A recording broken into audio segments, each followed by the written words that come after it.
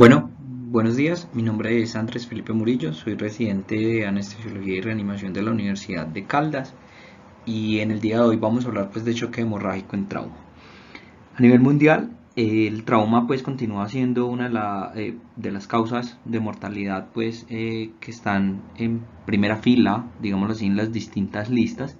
Más exactamente pues es la cuarta causa de mortalidad.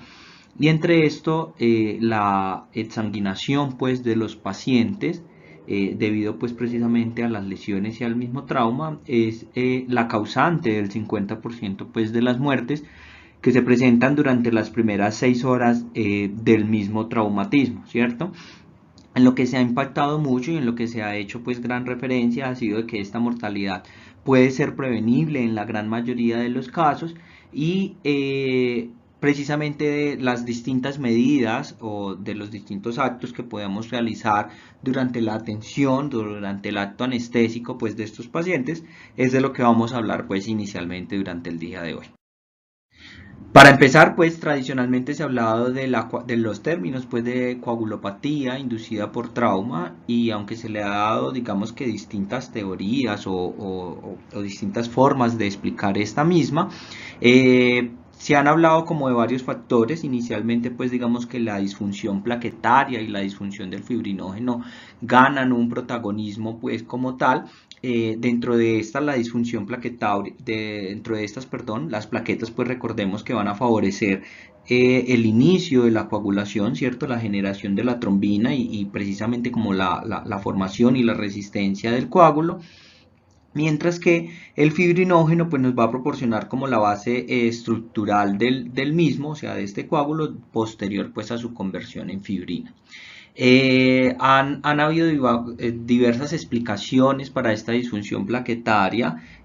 Una de ellas pues ha sido digamos que el agotamiento de estas plaquetas, este agotamiento visto inicialmente como que el número de plaquetas puede continuar, sin embargo llega un momento donde las plaquetas pues precisamente como que se agotan, pero se agotan es en cuanto a función, como que se cansan, digámoslo así, de trabajar y es precisamente todo esto pues lo que puede empeorar el escenario, ¿cierto? También unas pérdidas pues de los receptores de la misma mediante la oxidación por todas las formaciones que se puedan presentar durante el trauma, ¿cierto? O las anormalidades intracelulares debido a los distintos pues procesos hipóxicos y los procesos químicos que se pueden dar.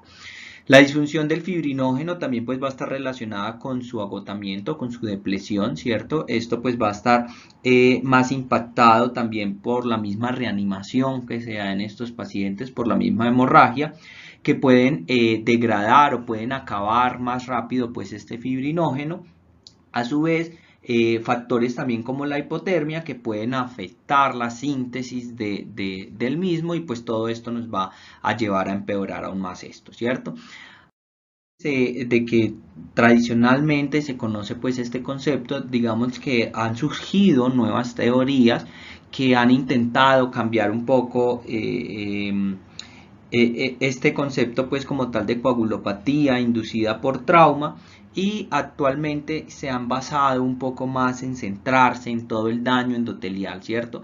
Esto precisamente lo han llamado respuesta coagulopática al trauma y es que se ha visto que todos los pacientes no tienen un patrón uniforme, que todos los pacientes no responden de igual manera frente a un traumatismo, que la alteración en la coagulopatía no es lo mismo para todos, sino que van a intervenir un poco de factores pues como la exacerbación de la inflamación, la activación del sistema simpático, la misma coagulopatía y alteraciones pues inmunes que en último se van a reunir en un daño endotelial. Por eso a partir del 2017 incluso ha surgido este nuevo término que cito ahí pues a la derecha, que es el SHINE, ¿cierto? Que en lo que se refiere es precisamente a la endoteliopatía inducida pues por choque, ¿cierto? Precisamente y reuniendo los dos conceptos anteriores, digamos que esta gráfica es muy interesante porque pues si bien sitúa a la endoteliopatía sistémica en un eje central, ¿cierto? También reúne todo lo que hemos hablado pues anteriormente y le da pues un papel, digamos, de interrelación a cada uno de los procesos pues que se van a ir desarrollando y que pueden empeorar aún más el escenario de estos pacientes. Como hablábamos previamente, precisamente la activación simpática, el daño al glucocálix por los diversos factores, pues como tal, incluidos la reanimación hídrica que se da a estos pacientes, la heparinización endógena precisamente por este daño al glucocálix, la inflamación, la alteración plaquetaria, la alteración de los distintos factores de coagulación, todo esto también pues digamos que asociado precisamente a los factores de resucitación, ¿cierto? A la dilución de los factores de coagulación, a la misma hipotermia, a la misma acidosis, todo esto pues ya conocido como la triada de la muerte, van a llevar pues precisamente como a un mejor entendimiento de todo lo que sucede posterior al trauma, ¿cierto? No solo posterior a un trauma mayor, sino también los traumas leves pues se han evidenciado y los estudios han mostrado que también van a presentar digamos que todos estos factores asociados. Precisamente, y entendiendo, digamos que estas bases fisiopatológicas, y ya para hablar un poco más de las distintas intervenciones, surge el concepto del enfoque, ¿cierto? Del control de daños, pues, como tal que pueden presentar estos pacientes, ¿cierto? Este control o este enfoque de control de daños se ha basado, digamos que en tres pilares. Inicialmente, pues, es el control de la hemorragia, el control de la contaminación del sitio, pues, traumatizado, ¿cierto? Una segunda etapa que es el manejo en cuidados intensivos, ¿cierto? Allí digamos que se va a optimizar la ventilación, se va a permitir la corrección de los desequilibrios pues ácido-bases que pueden presentar estos pacientes y finalmente la reparación quirúrgica definitiva pues como tal, ¿cierto? Este enfoque surgió inicialmente hacia más o menos 1980, basado inicialmente sobre cirugía, sobre todo en el campo de cirugía abdominal. Evidentemente se ha popularizado aún más y se ha trasladado a otros enfoques en general pues del trauma de cualquier digamos que origen en extremidades pues no solo traumatismo abdominal y adicional a esto digamos que se le han ido sumando algunas características o algunas apartados adicionales como por ejemplo la minimización o el disminuir la reanimación con las soluciones hidroelectrolíticas, ¿cierto? El concepto de hipotensión permisiva que vamos también a valorar un poco más adelante y la transfusión de los distintos pues hemocomponentes en sus distintas proporciones que se pueden indicar, lo cual también pues como ya lo veremos más adelante han surgido algunos cambios respecto a estas recomendaciones. Precisamente cuando nos enfrentamos pues a una situación de trauma o a una situación de choque hemorrágico, muchos factores nos van a intervenir a la hora pues de precisamente de tomar las decisiones, ¿cierto? No existe un factor único, un factor aislado que permita precisamente basados en este tomar todas las decisiones, sino que siempre, al igual que las bases fisiopatológicas y como ya lo mencioné previamente, esto es un conjunto, esto es una interacción y lo cual debemos de tener en cuenta pues diversas situaciones, ¿cierto? Precisamente el mecanismo de la lesión, la literatura actual habla de una altura de caída superior a 6 metros, ya es una altura crítica pues como tal y es considerado un impacto de alta pues también energía, ¿cierto? Precisamente también el lugar anatómico, la fisiología propia del paciente, las características propias del paciente y la respuesta de este a los manejos pues iniciales nos van digamos que a permitir armarnos como un mapa mental o obtener un mejor escenario pues de estos pacientes para asimismo saber hacia dónde pues nos vamos a dirigir y es precisamente esto digamos que lo que nos va a permitir o lo que nos va a llevar a determinar cuándo yo puedo activar un protocolo de transfusión masiva pues en estos. Precisamente, pues esta tabla es la tabla quizás de las más conocidas, es la tabla que nos presenta la ATLS para una clasificación pues de las pérdidas de sangre estimadas, y así en los estadios 4, en los estadios severos, pues ya hablan de un protocolo precisamente de transfusión masiva.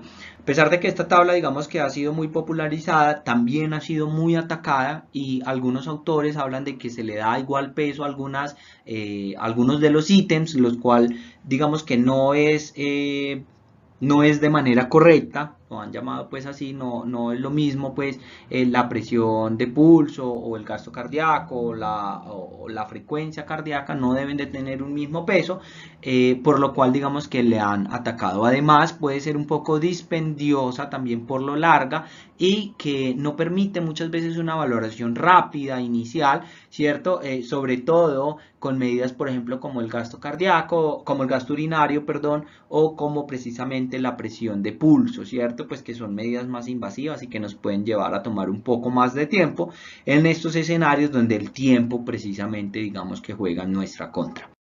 Por lo anterior, se han determinado nuevas herramientas para la predicción de la transfusión masiva. Una de estas, pues dos de estas han sido precisamente el ABC Score y el índice de shock.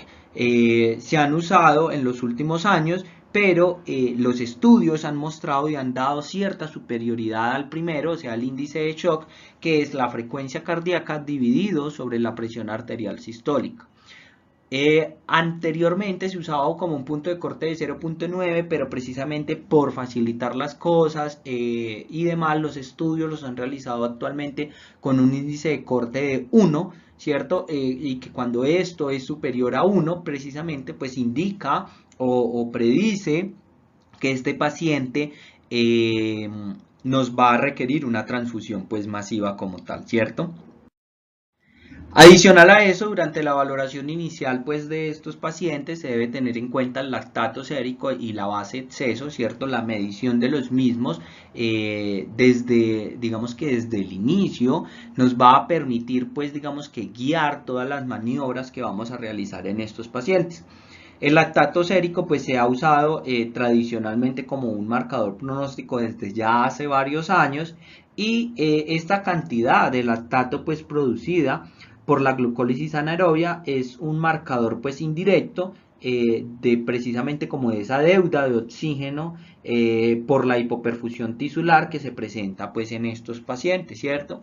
Debe ser tomado de manera inicial y adicional a eso pues nos va a permitir hacerle un seguimiento, lo que se llama pues el clearance del lactato, y precisamente al lado izquierdo pueden observar, algunos estudios han hablado de las tasas de supervivencia en cuanto a lo que se demore o a las horas que pueda demorar la normalización pues de sus valores como tal, ¿cierto? Entonces así los pacientes que inicialmente ingresan con un lactato elevado pero que durante las primeras 24 horas logran devolverlo a los valores normales, su supervivencia va a ser del 100% y esta se va a ver reducida incluso con una supervivencia del solo menor al 14% cuando duran más de 2 días en lograr una normalización en sus valores. Algo que se debe tener en cuenta y también pues en estos escenarios, sobre todo el trauma, es la asociación de la hiperlactatemia que se puede presentar con el alcohol debido a que el metabolismo del etanol puede inducir a que se aumenten los niveles de lactato precisamente por la lactato deshidrogenasa. Por eso siempre dicen que también lo debemos de observar o lo debemos de valorar en conjunto con la base exceso o con el déficit pues como tal de base, ¿cierto? También han hablado de algunos valores, sobre todo llevan a los puntos de cortes a inferiores a menos 6 miliequivalentes sobre litro para demostrar, digamos, que cuando estos valores están inferiores, pues la mortalidad puede aumentar en estos pacientes. Una de las recomendaciones pues que se ha hecho es la monitorización temprana y repetida de la hemostasia, ¿cierto? En estos pacientes pues del trauma como tal, con las mediciones de las pruebas pues que se tengan disponibles, entre ellas pues vamos a tener el tiempo de protrombina, los recuentos plaquetarios, los niveles de fibrinógeno y últimamente pues se ha hablado, ¿cierto? De los métodos pues como tal viscoelásticos. métodos muy popularizados sobre todo en Europa. En nuestro país pues digamos que hay algunos centros que aún cuentan con ellos, ¿cierto? Sin embargo pues falta algo de capacitación también en la interpretación y hay algunas limitaciones quizás también administrativas durante su uso, ¿cierto? Precisamente los métodos viscoelásticos pues han mostrado que sus tiempos de respuesta son menores al compararlos cuando uno envía las muestras pues a los laboratorios en cuanto a mediciones plaquetarias, en cuanto a mediciones de tiempos de coagulación, ¿cierto? Esto ha permitido una evaluación rápida pues de la hemostasia, además de rápida, una evaluación compleja, puesto que evalúa cada uno de los patrones pues, que intervienen durante los procesos hemostáticos y no un factor pues, individual, ¿cierto? A pesar de que en el 2015 Cochrane saca un metaanálisis que dice que definitivamente pues, aún no hay datos contundentes de la utilidad de estos métodos viscoelásticos, año después aparece pues este estudio, uno de los estudios pues quizás más grande y más citados también, en los cuales dice que sí, que efectivamente cuando uno guía las terapias de resucitación a través de las pruebas pues viscoelásticas, en este caso fue a través de la tromboelastografía, pues estos pacientes van a presentar una mejor supervivencia a los 28 días, ¿cierto? Comparado con las pruebas pues clásicas que uno eh, puede realizar pues como tal en estos pacientes, ¿cierto? Tuvieron un número similar en unidades de glóbulos rojos transfundidas en ambos grupos, pero las unidades de plasma y las unidades de plaquetas francamente pues fueron menores en el grupo pues de las pruebas viscoelásticas. Esto pues además de la mejoría precisamente en la supervivencia como tal de estos pacientes. En cuanto pues a los distintos estudios que han demostrado si el concepto de hipotensión permisiva sí funciona, traigo este metaanálisis. Fue del año 2018, comparó pues precisamente 5 ensayos clínicos controlados aleatorizados, más de 1150 pacientes, y demostró que efectivamente la supervivencia sí era mejor en estos pacientes, además de que utilizaban menor cantidad de hemoderivados pues como tal, lo cual pues ha demostrado que sí funciona pues el uso de esta terapia en los pacientes en los que está francamente indicado. Precisamente hablando de pues algo de la fluidoterapia, de la reposición pues de líquidos, ¿cierto? Siempre esta reanimación con líquidos en el paciente traumatizado pues digamos que va a ser un reto para los distintos pues actores de salud que vamos a manejar pues a estos pacientes, ¿cierto? Esto debido a las diversas recomendaciones sobre el uso pues de coloides, sobre el uso pues de algunos cristaloides, sobre el uso de las distintas soluciones, mejor dicho, de hidroelectrolíticas que vamos a manejar en los mismos, ¿cierto? Además de que actualmente no existe un líquido de reanimación ideal y pues los debates o las decisiones muchas veces no son tomadas por protocolos pues institucionales, sino también en ocasiones son tomadas pues por gustos propios del médico tratante de estos pacientes, a veces con fundamento bibliográfico, a veces sin tanto fundamento bibliográfico, lo cual pues ha digamos que hecho muy heterogéneo precisamente todos los tratamientos en cuanto a las soluciones hidroelectrolíticas pues. A pesar de esto, digamos que las recomendaciones actuales son las que cito ahí, ¿cierto? Las soluciones hidroelectrolíticas isotónicas deben iniciarse en el paciente hipotenso con trauma hemorrágico. Se deben de evitar precisamente la solución salina, ¿cierto? Las soluciones hipotónicas como el lactato de Ringer se deben de evitar en el paciente pues con traumatismo cráneoencefálico y los coloides pues digamos que no han mostrado grandes beneficios. Estas son las recomendaciones, sin embargo pues quisimos ir más allá y precisamente traigo algunos estudios que comparan las distintas soluciones hidroelectrolíticas balanceadas versus la solución salina al 0.9% que conocemos tradicionalmente. El primer estudio, que es el citado pues en la parte de abajo, nos va a mostrar un estudio con más de 13.000 pacientes, estos pacientes en un estado no crítico, comparados pues unos que recibieron solución salina versus otros que recibieron soluciones hidroelectrolíticas balanceadas. se vio menor incidencia en estos últimos, en los de las soluciones balanceadas, sobre todo a nivel de los efectos adversos renales.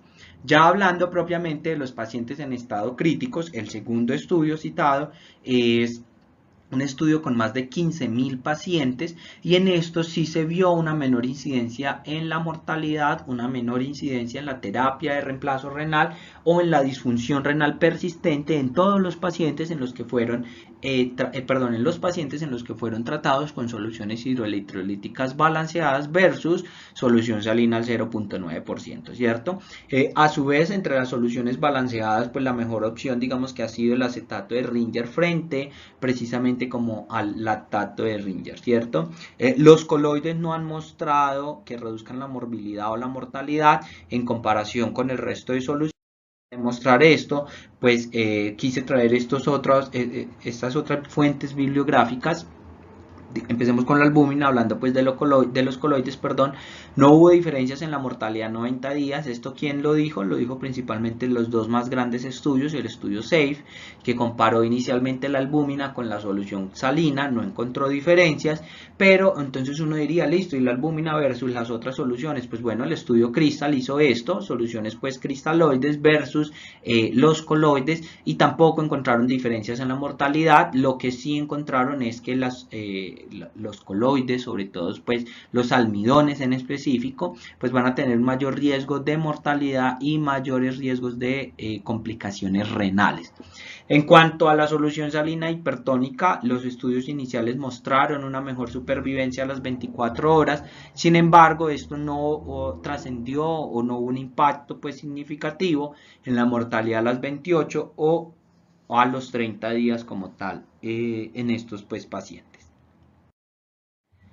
Esto nos ha llevado pues a preguntar cuál es entonces la cantidad óptima de las soluciones hidroelectrolíticas balanceadas que podemos ofrecer a nuestros pacientes. Pues bien, lastimosamente no hay una recomendación fuerte sobre el límite de volumen, no hay una recomendación que nos dé una fórmula o un cálculo como para saber cómo va nuestro paciente o hasta qué punto es lo que debemos.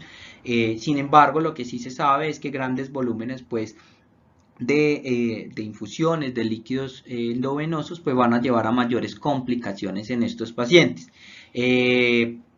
Lastimosamente, pues como les digo, no hay un valor, ni un punto mínimo, ni un punto máximo, pues, pero sí debemos de ser conscientes que a mayor cantidad de volumen infundido a los pacientes, pues mayor riesgo como tal. Algunos estudios hablan de más de 1.5 litros, otros incluso digamos que son un poco más, no sé cómo llamarlo, pero han mostrado que superiores a 500 mililitros de soluciones hidroelectrolíticas ya aumenta la mortalidad, lo cual me parece un umbral demasiado bajo, pues es lo mínimo que se gana un paciente en el ingreso y en un manejo pues de sus fases hipotensivas, pero como les digo, no existe un punto de corte ni mínimo ni máximo pues que nos hable todavía de esto. El otro concepto pues es el de hemorragia y de transfusión masiva. Pues esto ha sido algo difícil debido a que tradicionalmente se han hablado de 10 unidades de glóbulos rojos transfundidos en 24 horas como concepto o como definición de transfusión masiva. Sin embargo, pues digamos que este concepto puede no captar los esfuerzos que se realizan en el paciente y pueden estar como propensos pues precisamente al sesgo de supervivencia, o sea que solo se hable de eso hasta después de 24 horas cuando muchos pacientes pueden llegar a morir incluso mucho antes, ¿cierto? Por eso a su vez se han hablado de como medidas más dinámicas, de valoraciones pues más fluidas, y actualmente se habla de 3 unidades de glóbulos rojos en una hora o 4 hemocomponentes, sea cual sea la combinación, en 30 minutos. También se incluye aquí la sustitución de más del 50% de la volemia en 3 horas, ¿cierto? Digamos que estos conceptos son los que precisamente nos han llevado a hablar actualmente de transfusión masiva. En cuanto a la proporción de los productos de la transfusión masiva, pues digamos que tradicionalmente esta proporción ha variado mucho, ¿cierto? Los radios, pues anteriormente se hablaba de que después de 6 unidades de glóbulos rojos se podía empezar a transfundir plasma. Estos se han ido pues como tal acortando. El estudio PRON más o menos en el 2013 ya empezó a dar algunas luces de que relaciones un poco más estrechas podían mostrar mejores resultados, y es precisamente el estudio Proper en el año 2015 donde comparan las proporciones de 1:1:1 versus 1:1:2 en cuanto a plasma, plaquetas y glóbulos rojos, y dice que son las combinaciones ideales, son las proporciones ideales, pero no favorecen, digámoslo así, no sacan una recomendación estricta de que deba ser 1:1:1 o 1:1:2. Ellos simplemente dicen que con las dos combinaciones los resultados pues son mejores, las mortalidades disminuyen, además se hace un uso pues más racional como tal de todos estos productos de transfusión, ¿cierto? Y es la recomendación que tenemos actualmente, pues digamos que ya lo dejan como a libre elección de cuál de las dos proporciones se quieren utilizar. Precisamente en cuanto a la reanimación inicial de la coagulación, las corrientes es acá donde difieren un poco, sobre todo la corriente europea de la corriente pues digamos que americana, y es que en el manejo inicial de estos pacientes se pueden digamos que tomar dos direcciones. La primera es actuar a través del plasma congelado, plasma fresco congelado, pues que tradicionalmente no es fresco, ¿cierto? Pero actuar a través de esta en las proporciones que ya hemos hablado. O la otra dirección que nos podemos tomar es el manejo o el uso de concentrado de fibrinógeno y de los glóbulos rojos pues tradicionales. Ya vamos a hablar de cada una de las dos, qué beneficios tienen, quién las apoya y pues todo esto, ¿cierto? Precisamente respecto al plasma congelado, el plasma pues va a tener más del 70% de los niveles normales de los factores de coagulación. Las proporciones pues ya les dije previamente que pueden ser 1:1:1 o 1:1:2, ¿cierto? Sin embargo, una de sus mayores críticas han sido de que no va a aportar suficiente cantidad de fibrinógeno. Recordemos que el fibrinógeno es uno de los factores o es el factor que más rápidamente se consume y se deteriora durante estos periodos pues, de choque hemorrágico, ¿cierto? Ya que no provee el plasma pues de los suficientes valores, es por eso que las recomendaciones europeas digamos que no lo usan tanto, sino que prefieren como tal la reposición propiamente del fibrinógeno. A su vez, otra de las consideraciones que debemos de tener en cuenta en estos pacientes a los cuales tratamos o nos optamos pues por la opción del plasma es la sobrecarga que pueden llevar, digamos que la infusión de las distintas pues cantidades de unidades debido pues precisamente al peso, ¿cierto? Precisamente pues todo esto nos puede llevar a un TRAL y un TACO pues como tal y las complicaciones pues asociadas precisamente por esto, ¿cierto? Por otra parte, el otro camino, el más usado, perdón, por los europeos, como les decía previamente, pues ya es la infusión del fibrinógeno. Ellos se han basado en varios estudios, uno de ellos ha sido el estudio RETIC. Este estudio pues fue realizado en Austria. Incluso este estudio lo tuvieron que detener porque pues ellos compararon unos que empezaron a reanimar con plasma, otros que empezaron a reanimar principalmente con fibrinógeno, y vieron que el del grupo de plasma requirió como más terapia de intervención salvadora, digámoslo así, o sea, lo tuvieron que convertir incluso más a fibrinógeno, la mortalidad fue mayor en este grupo de pacientes, y al ver esto el estudio no se pudo completar y lo tuvieron pues que detener por futilidad pues asociada, ¿cierto?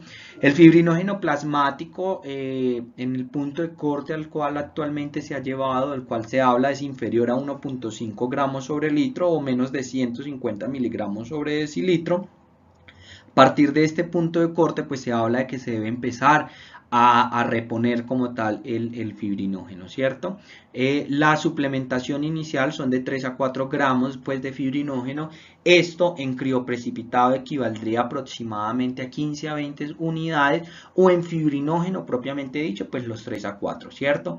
Posterior a la reposición inicial, las metas o los valores de fibrinógeno se van a guiar pues por métodos viscoelásticos o por la medición propiamente del fibrinógeno sérico como tal, ¿cierto? Algo de lo que se ha, digamos que pendiente pues de resolver ha sido si esto sí impacta de verdad sobre la disminución de la mortalidad y los eventos adversos que pueden presentar la reposición pues del fibrinógeno. Otra de las estrategias que podemos utilizar ha sido la estrategia del concentrado del complejo protrombínico. Digamos que esta ha salido a enfrentarse directamente, por así decirlo, con el plasma. También va a contener los factores de coagulación dependientes de vitamina K, ¿cierto? El 2, el 7, el 9 y el 10. Se puede presentar en su forma, pues digamos que activada o no. Y algo que debemos de tener en cuenta es que el concentrado del complejo protrombínico puede ser de 3 o de 4 factores. Digamos que de los más utilizados pues ha sido el de 4 factores y el de los 4 factores activados. Ventajas frente al plasma es que requiere un menor volumen, digámoslo así, de reposición, por lo cual el riesgo de complicaciones por sobrecarga pues va a ser menor, y los tiempos de impacto en los cuales se mejora el INR, los tiempos digamos que de inicio de acción pues han sido más cortos con el concentrado de complejo protrombínico al compararlos directamente con el plasma, por lo cual pues digamos que se ha vuelto una opción que inicialmente fue diseñada para otros escenarios, pero que actualmente en el trauma ha ganado gran popularidad y está avalado. Otros agentes hemostáticos pues han sido pues, la desmopresina. La desmopresina, a pesar de que inicialmente ganó popularidad y de que algunos estudios han mostrado que sí puede tener cierto beneficio, todavía su impacto ha sido muy leve. Dicen que pues la disminución de los glóbulos del consumo pues o de transfusión de glóbulos rojos es solo de 0.65 unidades como tal, y las pérdidas entre los pacientes que fueron tratados con desmopresinas y los que no han sido solo inferiores a menos de 253 mililitros. Estos valores precisamente han dicho que la desmopresina no es para todos los pacientes, no es una medida que se pueda generalizar, ¿cierto?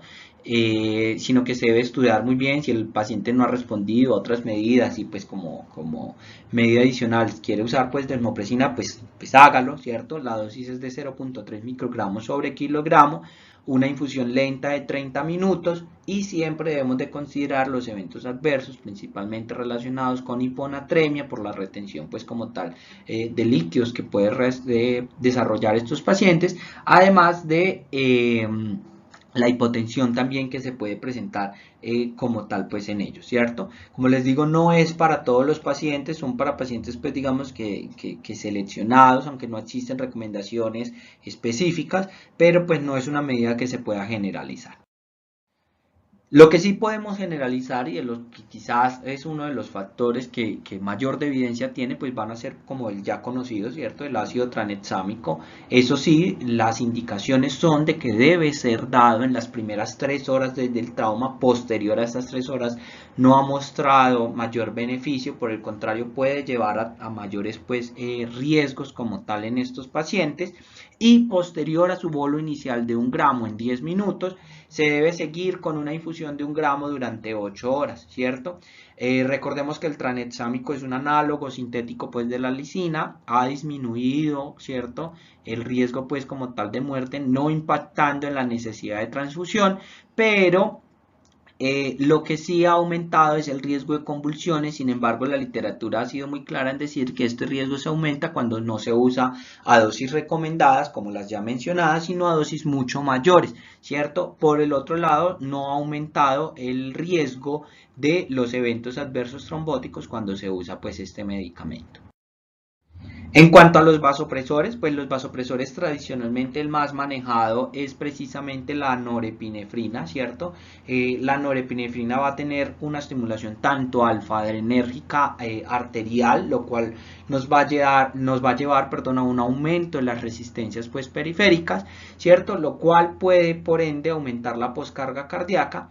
Pero adicional a esto también va a tener un efecto pues a nivel de los vasos venosos, y esto en específico a nivel de la circulación esplástica puede hacer que todo este volumen que está digamos que guardado allí, todo este volumen no estresado, pase a la circulación sistémica, precisamente digamos que en aras de mejorar precisamente la perfusión de los distintos tejidos y favorecer aún más pues la volemia, lo cual le da digamos que cierto plus al uso de este tipo de medicamento.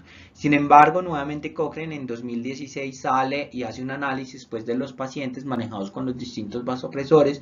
No dan una recomendación específica, ellos no encuentran diferencias significativas en la mortalidad con los distintos distintos vasopresores, aunque aclaran pues digamos que su conclusión se ha basado digamos que en algunos estudios pues de no muy buena calidad, pero lo que sí dicen es que la dopamina va a aumentarnos el riesgo de las arritmias en comparación con la norepinefrina y por ende puede aumentar el riesgo de mortalidad. Justamente me llamó la atención este estudio, esto es un estudio en el 2019 en el cual se usó vasopresina en los pacientes que sufrieron algún tipo de trauma. Este estudio fue publicado en JAMA y el criterio de inclusión era que posterior al traumatismo y en los pacientes que requirieran 6 unidades de transfusión de cualquier grupo, pues de cualquier de los hemocomponentes, ¿cierto? Se les empezaba un bolo de 4 unidades de vasopresina y se continuaba con 0.04 unidades sobre minuto o con un placebo durante las 48 horas siguientes pues a la transfusión de estos hemoderivados. El objetivo inicial fue valorar solo la cantidad de glóbulos, de hemocomponentes transfundidos y se vio que sí, que en definitiva los pacientes que fueron llevados pues a vasopresina tuvieron una media pues de 1.4 comparado con 2.9 hemocomponentes versus los que no. Sin embargo, mirando un poquitico más detallado este estudio, lo que sí se dio cuenta es que la cantidad en litros de soluciones hidroelectrolíticas no varió y que la mortalidad en los mismos, si bien no era el objetivo primario medidos por estos, tampoco fue muy diferente en ambos estudios. Entonces, pues, digamos que faltan todavía llevar aún más estudios o más escenarios para determinar si en definitiva la vasopresina, pues digamos que puede ser adecuada en este tipo de pacientes. Lo otro ha sido pues precisamente la normotermia, mantener la normotermia en estos pacientes, ¿cierto? El adecuado control pues de la temperatura entre 36 y 37 grados nos va a permitir pues mejorar aún más los factores para evitar mayor mortalidad en este paciente pues traumatizado, ¿cierto? Se ha hablado del descenso de 1 grado centígrado, está asociado con los descensos de hasta el 10% en la función de los distintos factores de coagulación. Esto a su vez, pues a medida que va disminuyendo aún más la temperatura, se va a asociar pues con mayores complicaciones como la acidosis, la hipotensión y la misma coagulopatía. Todo esto pues viéndose afectado principalmente también por la misma reposición hidroelectrolítica, la misma reposición de hemocomponentes que en su gran mayoría pues están fríos y pueden empeorar aún más este cuadro de normotermia. Otro de los factores asociados y que debemos de tener en cuenta pues va a ser los valores de calcio, ¿cierto? Se deben de controlar tradicionalmente pues los niveles de calcio, sobre todo pues el calcio ionizado, los valores normales es de 1.1 a 1.3 milimoles sobre litros y se deben de hacer las mediciones y con estas mediciones pues se debe actuar ante descensos como tal en estos valores. Recordemos pues que el calcio es uno de los factores de la coagulación, ¿cierto? Y nos van a permitir no solo la activación pues de esto y el fortalecimiento también pues como tal del coágulo, sino que también el calcio se va a ver partícipe en otros escenarios como por ejemplo es la misma contractilidad cardíaca, la contractilidad de los vasos pues también venosos y pues arteriales, cierto, distales que nos van a permitir precisamente aumentar pues la poscarga, aumentar las resistencias y mejorar con ello también todo este aporte pues de nutrientes a los distintos tejidos, ¿cierto?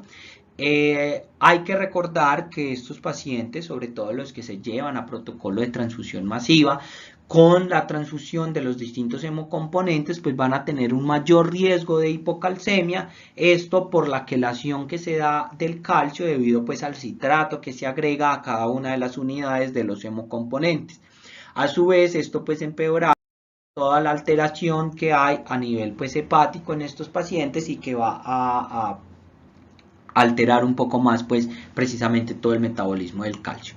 La recomendación es una reposición cuando esté por debajo de 0.9 milimoles sobre litro, y tenemos dos tipos de reposición, pues por así decirlo. Uno es el cloruro de calcio y el otro es el gluconato de calcio. Si bien la recomendación está con cloruro de calcio debido a que esta ampolla pues va a contener más calcio elemental, ¿cierto? Por ampolla cuando lo comparamos con el gluconato. Sin embargo, acá pues no tenemos tanta disposición del cloruro, tenemos más del gluconato del calcio. Digamos que la experiencia ha sido mejor con este medicamento, además de que las reacciones adversas, como lo es por ejemplo la necrosis de los tejidos una vez se extravasa este medicamento, pues estas reacciones son menores con el gluconato respecto al cloruro de calcio. Entonces pues precisamente como por eso se ha abogado más por el uso del gluconato. Cada ampolla de gluconato de calcio va a tener 90 miligramos de calcio elemental, y las recomendaciones actuales está de 1 a 2 gramos en 10 minutos en solución salina al 0.9% o en dextrosa en agua destilada, ¿cierto? No ponerlo por la misma vena por donde estamos poniendo pues los hemocomponentes. Y la recomendación es de 1 a 2 ampollas cada 500 mililitros de hemoderivados, pues como tal, sea cual sea la cuantificación, pues, o sea, la combinación que se haga, ¿cierto? Precisamente el calcio ha ganado protagonismo también, y ya no se habla pues de la triada de la muerte, sino del diamante de la muerte, donde la hipocalcemia desarrollada pues por el trauma y por la hemorragia pues va a verse empeorada aún más, precisamente por toda esa transfusión. Esta hipocalcemia pues va a afectar los distintos escenarios, como ya les he dicho previamente. Y finalmente, ante estos pacientes, una de las dudas más grandes es que pues sí, estos pacientes suelen desarrollar o suelen acompañarse de una acidosis metabólica durante toda esta fase inicial, ¿cierto? Y para nadie es un secreto que en muchas ocasiones o en muchos centros, una de las indicaciones ante las acidosis metabólicas severas, ante esos pHs inferiores a 7,1, unos bicarbonatos pues también bajos, ha sido la reposición con ampollas de bicarbonato de sodio. Pero es de verdad este medicamento, digamos que un arma, o quizás el arma a elegir en estos casos. Pues bien, esta pregunta se la hizo este ensayo clínico, este fue el estudio Vicari-Q, perdón, es un estudio multicéntrico realizado pues en Francia. Lo interesante es que lo hicieron en pacientes con acidemia grave, que ellos definieron con un pH inferior a 7,2, un bicarbonato inferior a 20, ¿cierto? De estos pacientes, el 55% eran con choque séptico y el 23% con choque hemorrágico, y su objetivo primario fue valorar la mortalidad a los 28 días y el fallo orgánico al día 7. Lastimosamente no se logró demostrar que en los pacientes a los que se les otorgaba bicarbonato de sodio la mortalidad fuera menor. Sin embargo, lo que sí se vio era que en los pacientes que recibían bicarbonato de sodio, ¿cierto? Sí tenían menor necesidad de terapia de reemplazo renal, y digamos que esta no se perpetuaba una vez pasaba la crisis aguda del paciente, ¿cierto? Pues bien, el bicarbonato de sodio, algunos pues se ha visto, alguna literatura nos muestra pues que sí puede aumentar el pH, el exceso de bases, el mismo bicarbonato sérico, el sodio, ¿cierto? Durante la fase y pues durante la administración del mismo.